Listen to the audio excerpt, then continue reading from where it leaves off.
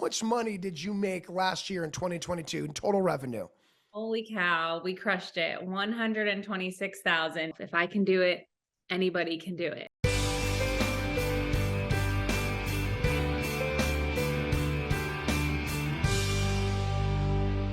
Another episode of On the Road with signing agent Melissa out in Phoenix, Arizona. How you doing today, girl? I'm good. How are you? I'm so good. This story, like all our stories, are super inspiring. So let's just jump out of the gate. How much money did you make last year in 2022 in total revenue?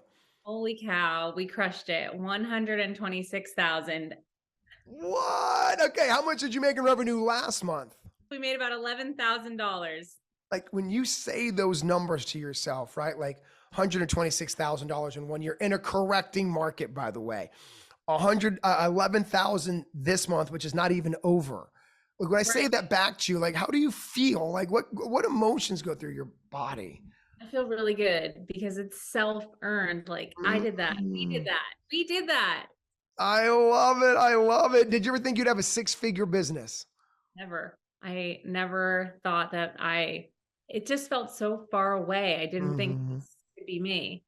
Yeah, well, let's share your journey, girl. So, I love the vulnerability, by the way, of like not realizing, like believing that you could actually build it. Now you have. So, let's share your journey and help everybody else here. So, you became a student of mine back in 2020, then almost just the heart of COVID, the beginning of COVID. Let's take people back to that moment in your journey, and share. So, why'd you go a signing agent? Share your story.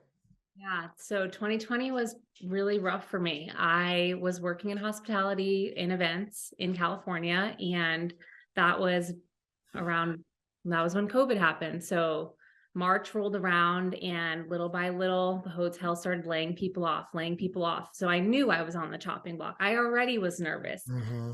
Lo and behold, I was laid off with many others. And that basically was my downfall. I felt so lost. I was angry at the world. I had nobody to be angry at, but I was so angry and confused. I had spent most of my 20s building this hospitality career to now it just being nothing, so easily ripped away from me. And I didn't want to do anything. I am telling you that I would let the dishes pile up every single day. Couldn't even do the dishes. I was waking up super late. Honestly, I was doing nothing. I would try and work on my resume, but I didn't have any motivation, Mark. No drive. Yeah, I mean, first off, thank you for sharing that. Especially, I mean, COVID was crazy for everybody. I mean, especially someone in your industry where like everyone had to see the writing on the wall that events were going to get shut down, like so apparent. So that must have been scary. Like you said, you knew your time was coming. And then so that alone was what brings anxiety. And then the fact that also the whole world shuts down, we can't leave our houses. So it's like a compounding effect. And so Right. I can imagine kind of waking up at 10 or 11 was just kind of the new normal, and just you found yourself in a spiral. Like, what other feelings were going through that moment? You said you were angry, were you depressed, were you sad? I mean, were you in a relationship? How did that get affected? Mark, I was all of those things. I was angry, I was sad, I would cry at the tiniest Mm, thing. I, and it was so tough because I felt like no one knew what I was going through. Everyone was like, "Oh, it's fine. It's just a job." But it didn't feel like it was just a job for me. I was like, "No, that was my life." And yeah. you just feel so confused. And my poor fiance he was dealing with a different person. I wasn't myself. I would not talk. I had no drive to talk to my friends, talk to Matthew. I was just being in the house. I was just there. Well, thank you for being so vulnerable with that. And I'm totally guessing there's people watching who can totally relate back in 2020, how everybody kind of felt like that. And so what I think is beautiful about your story is you could have easily continued down that spiral, but you didn't, right? You're like, shoot, I got to make a change. And when you found being a signing agent, you kind of went all in on that. So, take me through the transition, right? So you're going from like what a lot of America was going through the same thing, right? Sad, confused, like is lockdowns gonna get lifted? I mean, for you being in the event industry, you almost had to know the writing on the wall that was not coming back anytime soon, which probably added to the depression because there was like no. It added to the stress because Yeah. it just felt like we were never coming out of this. Like I had no light at the end of my tunnel. Other Mhm. industries were getting bailed out, and I was like, this is it. This is it. I have nothing. I have nothing to look forward to. My hotel's not reopening anytime soon. They may shut down forever. So there was no light, is what I'm saying. It just was, Mm. everything felt really dark and closed in. Yeah, no, thank you. There's so many people who can relate to, I mean, I know I can relate to dark moments. And so, again, thank you for being vulnerable enough to share yours because I think it will help somebody. So, but like I said, I think what's really cool and obviously inspiring is you didn't stay in that dark place, right? And so, what kind of motivated you or inspired you, probably a better word, since you had a lot of lack of motivation. So, you hear about being a signing agent. What was it about being a signing agent that just said, you know what, for things to change, I have to change? Like, how did you kind of flip that switch? And I asked that to help somebody else who might be in a dark place as we speak, right? So you hear about being a signing agent. Right. Talk me through what switched to help somebody else. So I hear about being a signing agent. I had never heard of a notary public before 2020. Didn't even know what a notary public was. So I hear this.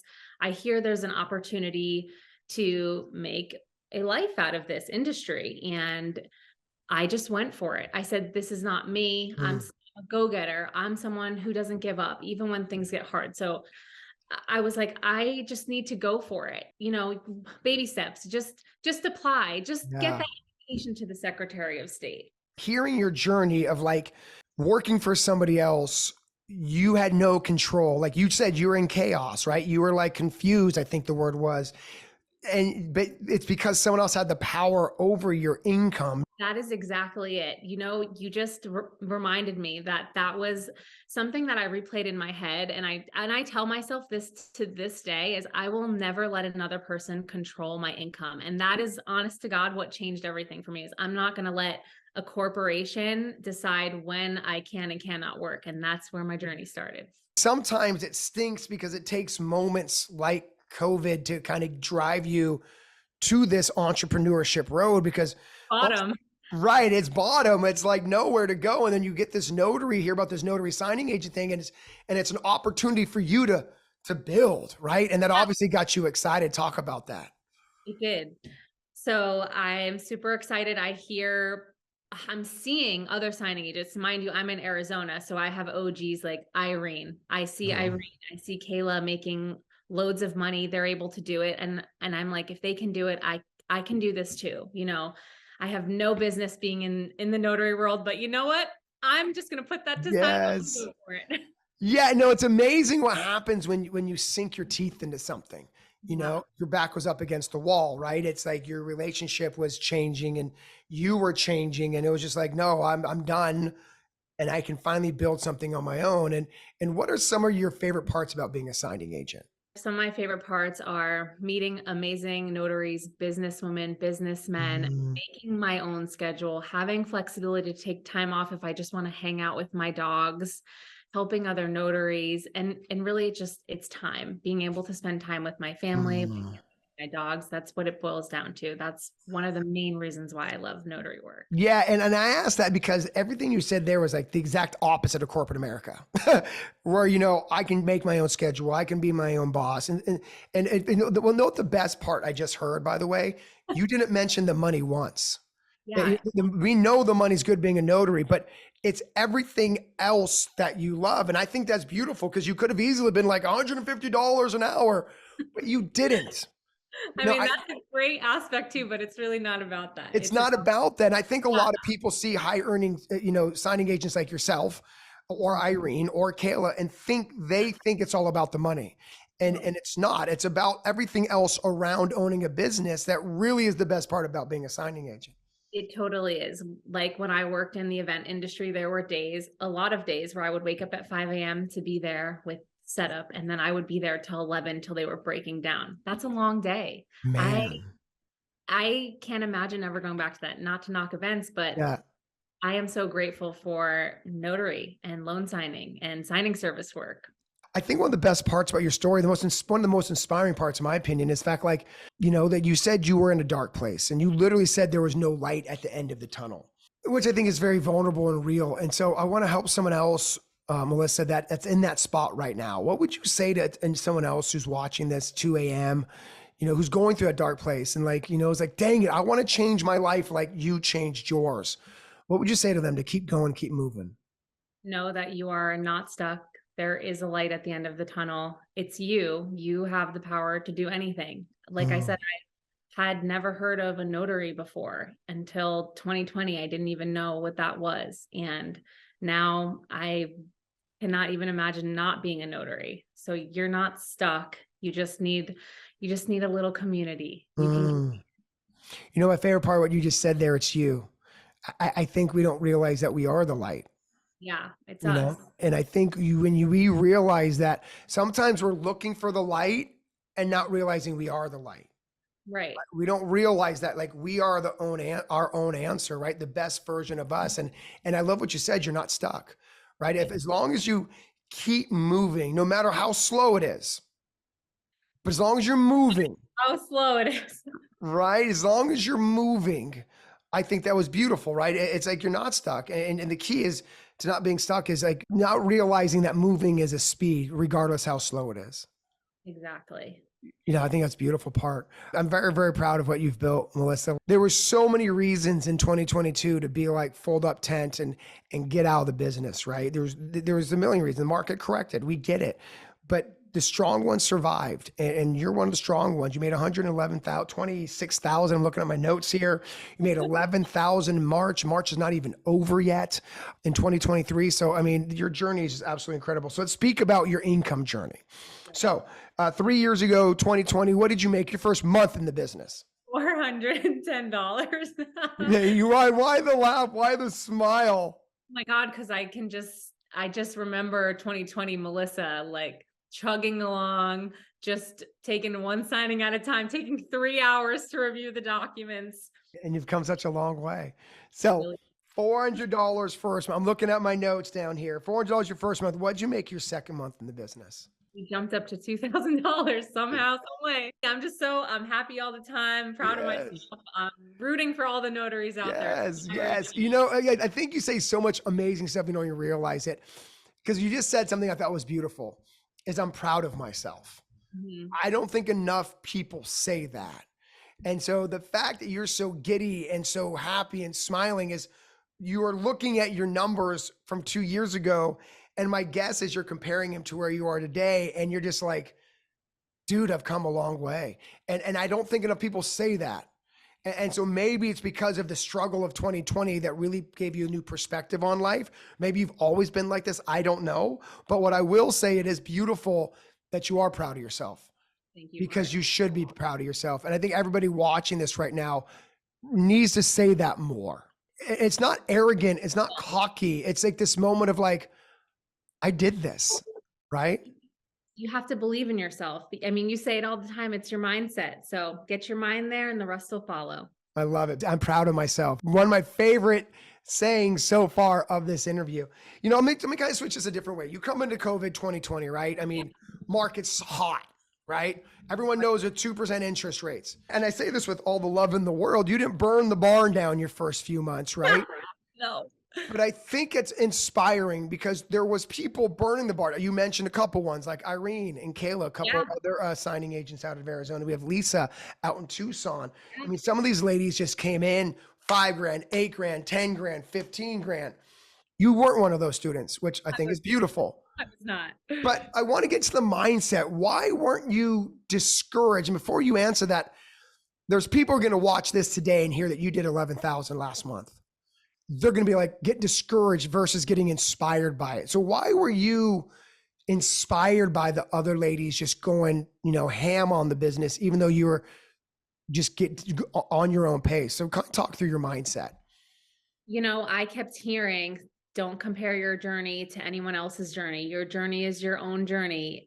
Everything's going to fall into place. You have to trust the process. So I was trying to take that advice, and you can see it. I had a slow start, but I trusted that process. Yes. I kept at it, even though that $400 first month, everyone was Yes. like, so how was that first month? I was like, we killed it. Yeah. Baby. I love it. And I think you said something that was so awesome. Again, you're full of so many really good nuggets here is, you said you trusted the process. I don't think enough people do. And I believe that the process to you was effort and time. A Yeah. lot of people put in the effort, but they don't give themselves time. And Right. so trusting the process was about doing what you learned in loan signing system, but then giving itself time to kind of do the normal growth, because frankly, the one-offs are Irene, or Kayla's probably a better example, or Lisa Mock out. They're not the rule. Too many of Right. us see the people who crush it and figure everyone must be crushing it in 2 months. And that's not the case. You said it best. You just trusted the process. Where did that mindset come from? And how come that came so easy to you?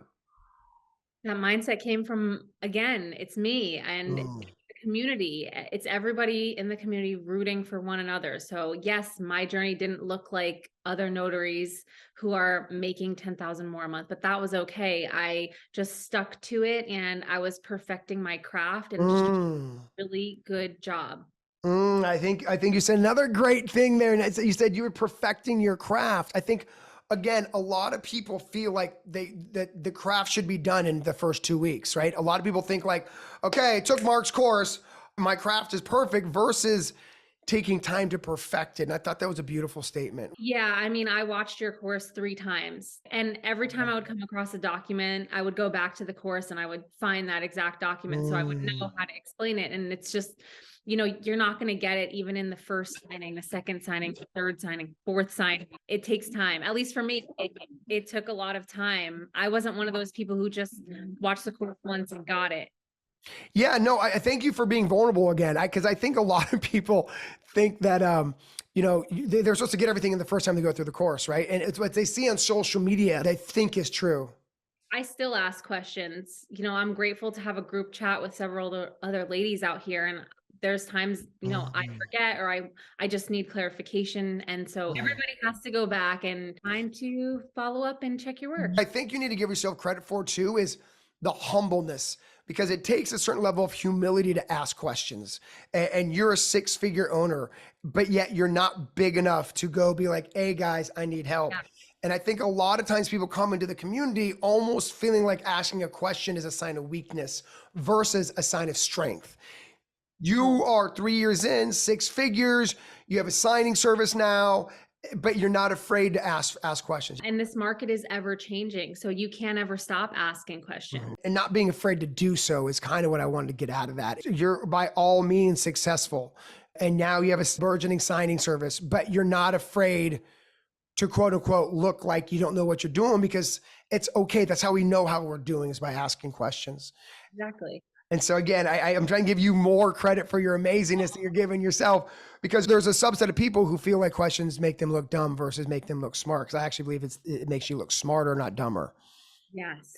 I mean, I'm one of those people in the beginning of this journey, I hated to ask questions. I felt exactly how you said. I felt stupid. How could I not know this? I took the course.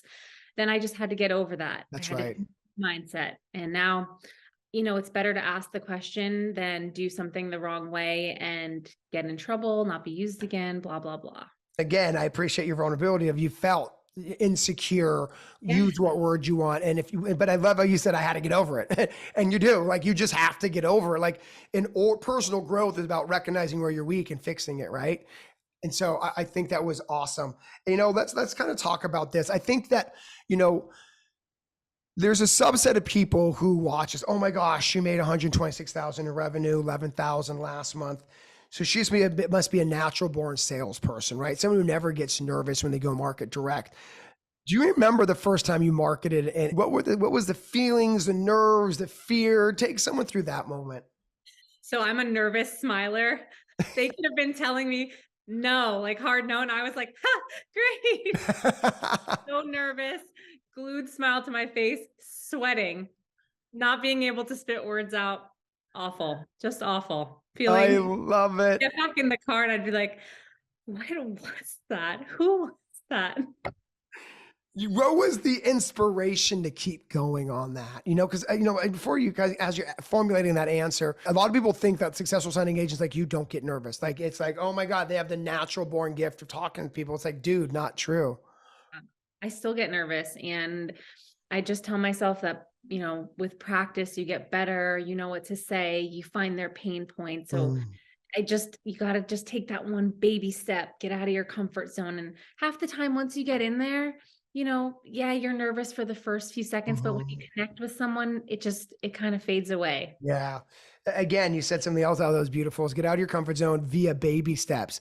I think a lot of times people like want to dive out of their comfort zone and do a cannonball versus like, let me just like a little boom. And then one step turns into two, turns into three. So again, I think you're giving so much wisdom here. It's baby steps out of your comfort zone. It's not this massive, I'm an introvert. Also, I'm going to go to 18 open houses. It's like, let's just start with the little baby step, which is saying hi to someone in the Starbucks line. Yes, it's baby steps. It's just, it doesn't matter how you get there, it just matters that you got there. I love it. I love it. So speaking of baby steps, because the market changed in 2022, right? You're one of my students who came in during COVID, where frankly it was like raining money, right? But you were not one of my students who gave up after the correction started happening.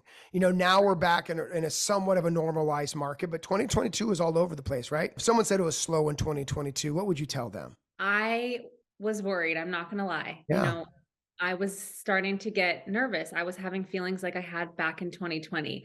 And then I had to remind myself, this is your business. You are in Mm. control of every decision that is made. And I told myself, I'm going to just focus on my current clients and I'm going to give them the best service. I'm going to hone in. They're not even going to remember another signing service. I'm going to be the only one. You got to remind yourself you're in control. Ah, Wow, what a great, powerful statement. Because a lot of people felt out of control, but when you realize you're allowing the environment to make that for you versus, but I love you nervous, like you went through a cycle, what I would call as normal feelings. But instead of being victim at the end of that cycle, you said, I'm in charge. I'm trying. in control. Right. And Yes. so I think I hope everybody hears that because that can almost be applied to any part of your life, right? It's not playing victim to anything that happens to you because we're ultimately in control of almost everything, right? It's not about what happens to us, it's how we react to what happens to us. So some things are out of our control, right? But Right. how we react to it is completely in our control. And that's what you stated. So, man, I mean, honestly, Melissa, so much fire today. And I hope everybody hears that because 2022 happened to all of us. And what I love about your story is you didn't know what to compare it to because 2021 was unbelievable to every signing agent. Yeah. But instead of being like, I'm out, I'm going to go back to corporate America, it was, I'm in control. So Yeah. I'm going to double down on my effort. I'm going to double down on my experience. I'm going to make sure they all know that Melissa's the best option for their business versus being scared and running away. Yeah. You're in control. I love it. I'm proud of myself. I love it. You're giving so many good conversation points here today. So thank you. Because I don't think people realize that they're in control. Like ultimately, Yeah. we are in control. You decided to go all in on doubling down on your relationships and look how you came out on the other side, right? I mean, March 2023, you're doing 11,000. I mean, that's incredible. On pace to break last year. I mean, with those numbers, I mean, dude, I'm proud of you, man. And I love these interviews because I get to know all of you better and where you came from and being, depressed and not waking up till 10 and they just like making a decision, you're in control. Yeah, it was rough. It was rough. And, I've learned part of entrepreneurship and, running your own business, it's roller coasters. But as long as you remind yourself, and a lot of that comes from you and your community, amazing community of notaries, you just, you got to keep rooting for yourself, even when you think there's no light. You got to keep rooting for yourself, because honestly, the truth is not everyone's going to root for you, man. You have to be your own biggest fan, and I say that constantly. And you're such a beacon of inspiration because you're in control. Part of being in control is rooting for yourself, by the way, right? And what you said, entrepreneurship is about it's a roller coaster. There's peaks, there's valleys. I think too many times people get into entrepreneurship and they think it's going to be all peaks. But like nothing in life is all peaks. Like you're in a relationship, I'm married, everything goes up and down. You know what I mean? And so Good things take work. that's all good things take work. It's like people come into the business as a new entrepreneur. They're married. They realize their marriage has ups and downs, but yet when their business has a down, it's the end of the world. It's like we don't think it's the end of the world when we get into an argument with our spouse. It's like, okay, I'm in control. Let's figure out the next steps. Maybe it's Yeah. apologizing, going in, making the first step to reparation. But the point is, you're in control, like you said. Yeah. Ah, such a good conversation. All right, let's move to the next part of this conversation. You have a lot of people in your notary community you've created friends with, is what I should say. And so if a newbie came up to you, right, in the community, said, "Oh my gosh, Melissa, I just saw you're on the road. You're so inspiring. I only need one piece of advice to grow my business. Like there's only one thing you would tell me, what would that be?" It's be you. Just don't forget who you are. It's you that these signing services, it's you that these title offices, that these lenders, these agents want to work with. When you say be you, because I agree, I tell anyone who'll listen to me is like, look, I'm not everybody's cup of tea, right? Like, but I am me. Like I am me through and through. You don't like my clapping. You don't like me thinking I'm funny. Like I'm okay with that though. And that's what I think by you're saying by be you is like, you're not supposed to be all things to all people, right? You're supposed to be you. So are there examples maybe where you in the beginning were trying to pretend to be somebody else? Like you marketed some people and you're like, wow, we're just not a good fit. Like, but I'm okay with that. It happens to me all the time with marketing where I will walk in and immediately know we're not aligning. This person, Yes. they may be great, but I'm super bubbly, I'm super loud, and if we're not on that same wavelength, I can tell immediately, and that's fine. That's a lot of things that you've taught me is you're not going to be for everyone, and that's okay. There's plenty of people out there Yeah. who are going to be just for you. So don't get discouraged. I guess what I'm trying to say is, Yeah. don't get discouraged if the first time you go in, someone's just like not even I actually had that happen where the person is just staring at me and I'm like, "Hi, I'm Melissa and I'm doing this," and it's just bad. I mean, that's such a good piece of advice. And because I think people come to this business, Melissa, and like you said, you probably meet new notaries where there's an expectation 10 out of 10 realtors are going to hire them, an expectation where 10 out of 10 escrow officers are going to love it. And it's like, it's just not real. Like there's no business in America. It's like dating. Not everyone you date's going to like you, but some people come into this business discouraged at that moment where they're just like, okay, this is weird. Like that's going to happen time to time, right? More times than not. I love that more times than not. And I tell students, if you get 3 out of 10 people to use you, you're winning. You know what I mean? You get 5 out of 10, you should be writing a book. Killing it. You're Yeah. killing it. But I love how your expectation isn't 1 out of 1. Everyone's not going to love me, and that's okay. And this idea of just being you, staying you, and people are going to want to work with you because of who you are, not who you're pretending to be.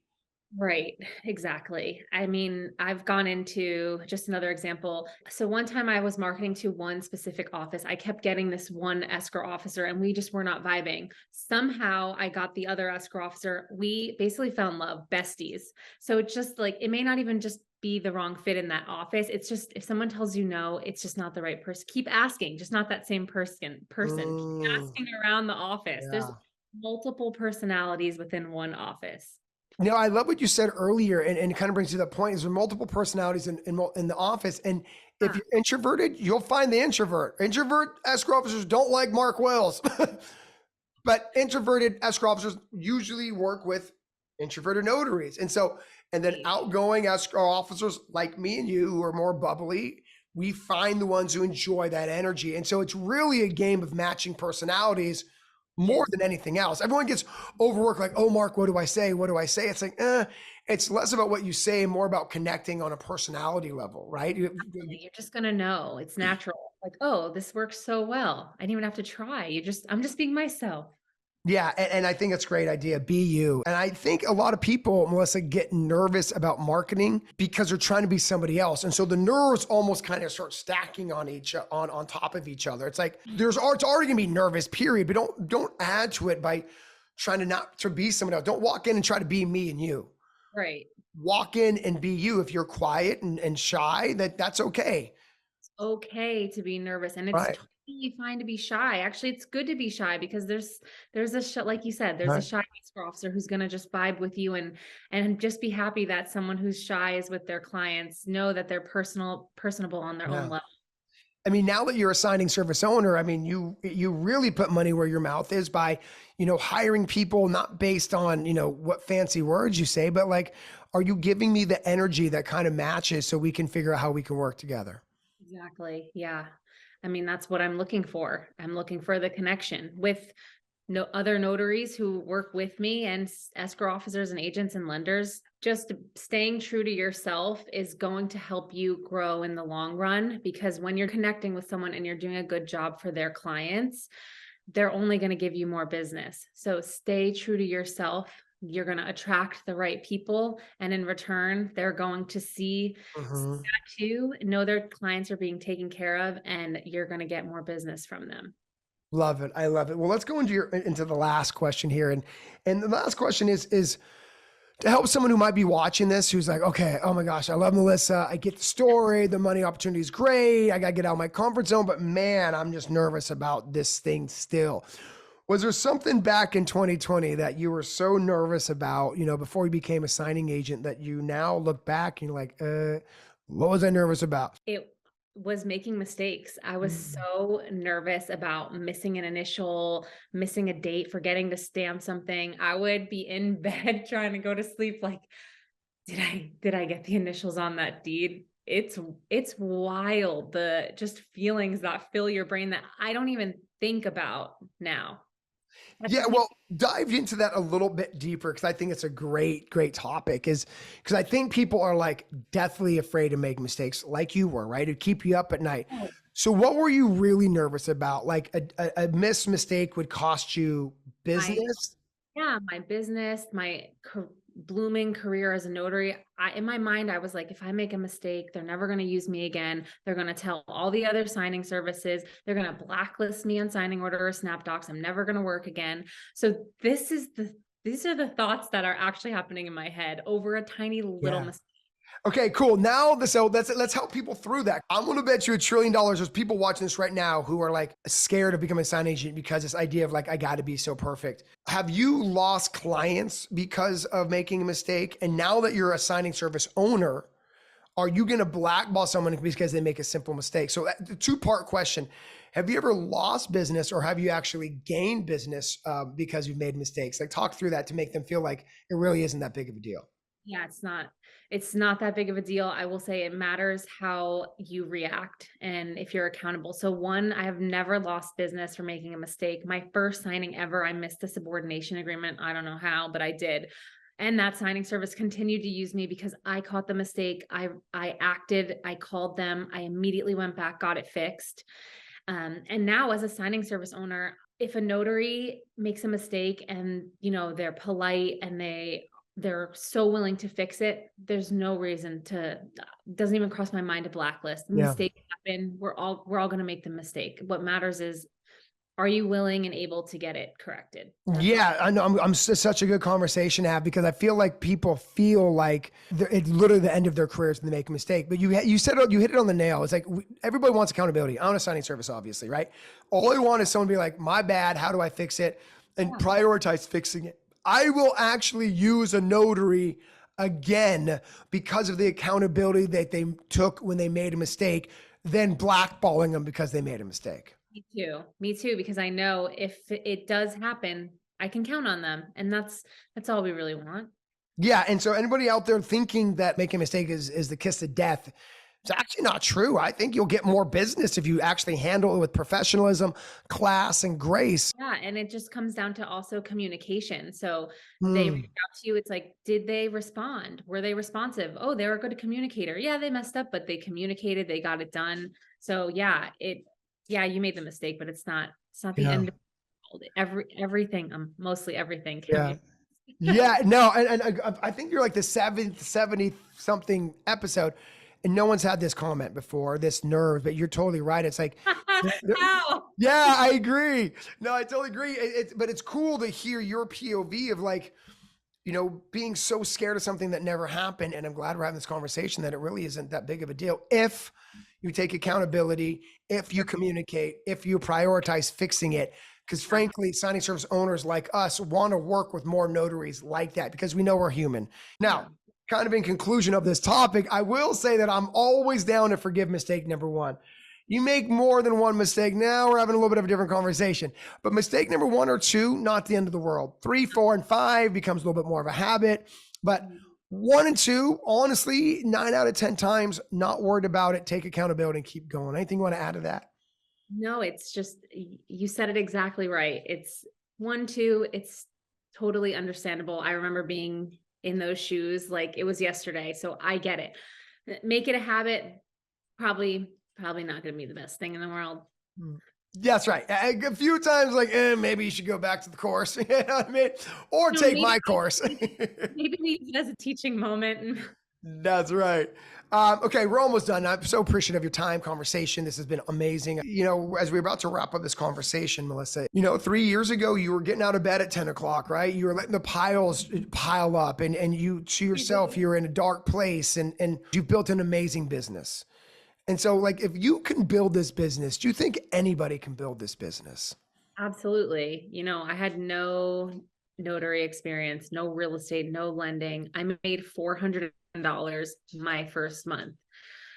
And I thought that was great. So anyone can do the same exact thing. It's just baby steps and not comparing yourself. If I can do it, anybody can do it. Remember, I didn't even know what a notary was. I love it.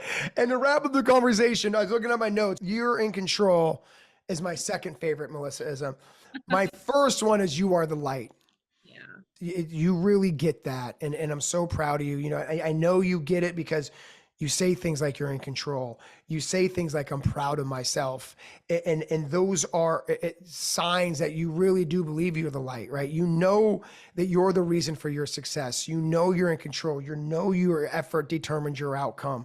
And you are the light. This conversation has been so enlightening. So thank you for your time today, Melissa. I'm so freaking proud of you. I know you're getting married, so you're not going to be at a conference, but Oh, I I know. know Who gets married over conference? that's so girl. You have the bigger things. I get it. And so I was going to say, we're recognizing all signing service owners in a big way this year, but I will mail you your recognition. But I am just so proud of you. Congratulations on the business. Congratulations on getting married. Ooh, thank you so much. Thank you for having me today. And thank you for everything. You're so welcome. Let's go. Bye, Melissa. Bye. Thank you.